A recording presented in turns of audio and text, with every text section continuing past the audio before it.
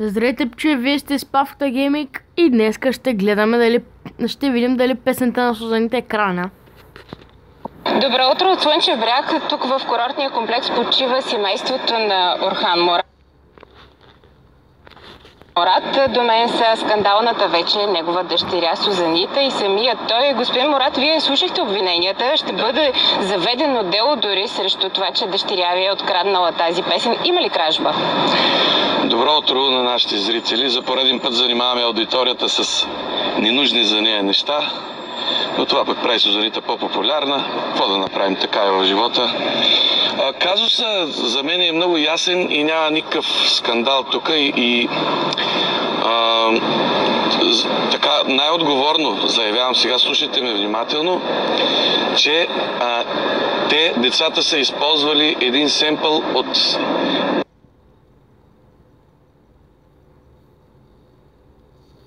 мисля, че е DJ Bis от Араб Трап. А с Том Прайс говорили ли сте? Не, един момент. Взели са един бит, това са Пич се прави, че гледа в камерата. едни два такта. Значи в музиката, в авторското право до 4 такта се води за взаимстване, а не за плагиатство. Второто, което е. И тук става въпрос за едно семпълче от два такта, което Сузи там и нейните приятелчета са взели и почнали да импровизират отгоре. И не е вярно това, което каза господина, че тя пее същата мелодия. Мелодията е съвършено различна, даже малко фолклорен мотив има. Казва, че цялата мелодия е взета.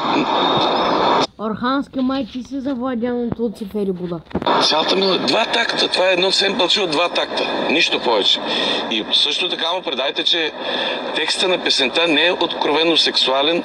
Това, че някой е обладан от Луцифер и Буда, означава, че в него се борят доброто и злото и точно за това става въпрос, че показваме пръст на дявола и го караме да пали свещи, което означава, че се борим с него, за да го превъзпитаме.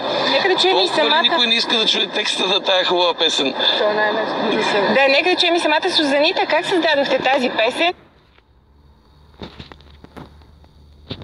И как възникна идеята за мелодията?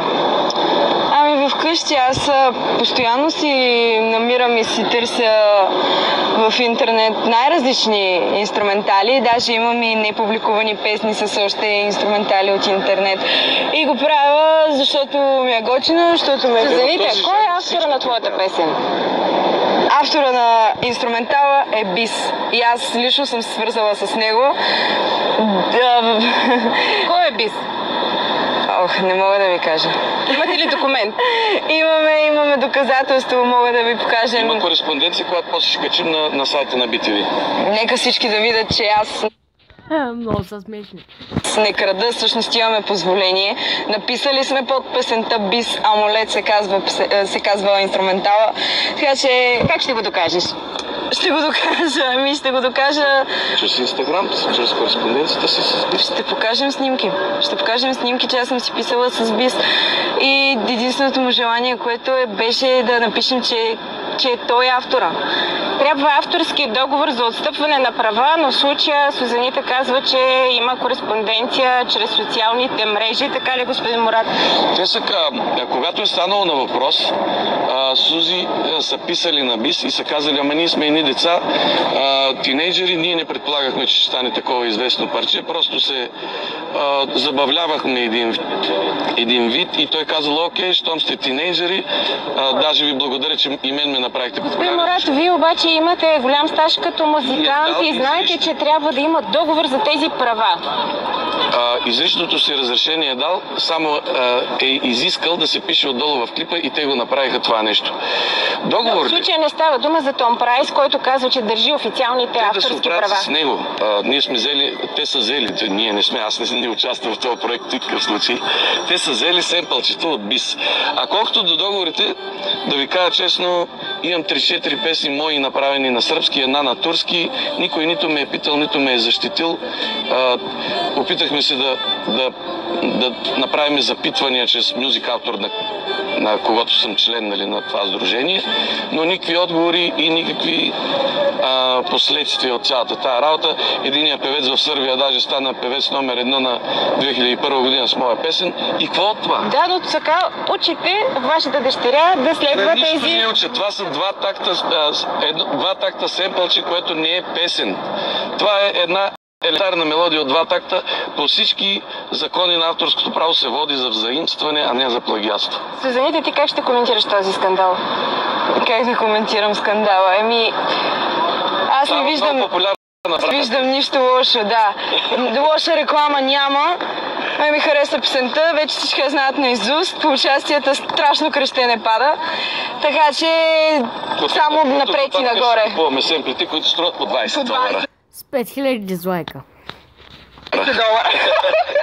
Колко пари сте спечелили от тази песен до сега и ще я спрете ли, ако се стигне до дело? Не, песента няма да бъде спряна.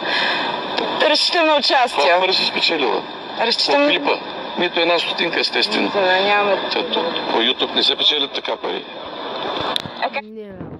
А как се печелят пари чрез С договори, с рекламодатели, нали, с такива рекламни агенции. Това е сложна работа.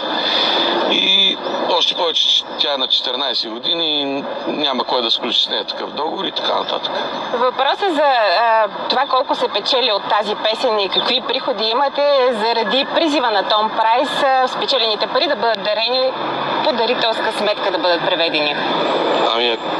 Половината ще ги дарим, нали, Сузи? Ще ги дарим. Ако спечелим. Ако спечелите. Ако печелим ние, печели и каузата. Ако не печелим ние, губиме всички. Имаш ли още музикални проекти?